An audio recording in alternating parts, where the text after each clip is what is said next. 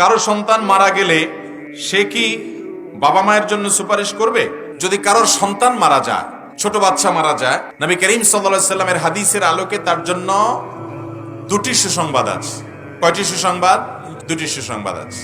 এর ভিতরে একটি সুসংবাদ হলো, যদি কোনো আল্লাহর বান্দা তার সন্তান দুনিয়া থেকে চলে গেছে, এজন্য সে সবর করে, এজন্য সে ধৈর্য ধারণ করে, হাহুতাশ না করে, মালাকুল মউতকে গালিগালাজ না করে, ভাগ্যকে গালিগালাজ না করে, জামা কাপড় ছেঁড়াছিড়ি, ভাঙচুর, বুক ছাপড়ানো, মাথায় আঘাত করা, গালে আঘাত করা, এরকম অসহনশীলতার কোনো কাজ না করে, যে আপনজন বিদায়ে মানুষের কষ্ট হবে, চোখের পানি আসবে, কিন্তু মানুষ বেসবর হবে না, মানুষ আল্লাহর প্রতি অধৈর্যশীল হয়ে কোনো কুফরি কালাম বলবে না, আল্লাহর ফয়সালাকে মেনে নিবে। নবী সাল্লাল্লাহু আলাইহি সাল্লামের এই হাদিসে বলছে, আল্লাহ তাআলা তখন ফেরেশতাদেরকে বলবেন, আমারে বান্দা যেহেতু সবর করেছে, তোমরা সাক্ষী থাকো, আমি তাকে জান্নাতে একটা প্রাসাদ দিব, যেটার নাম হলো বাইতুল হাম বা প্রশংসার ঘর। যেহেতু সে আমার প্রশংসা করেছে, তাকে আমি এরকম একটা মর্যাদা দিব, যে মর্যাদাটার নামই দেওয়া হবে প্রশংসার প্রাসাদ।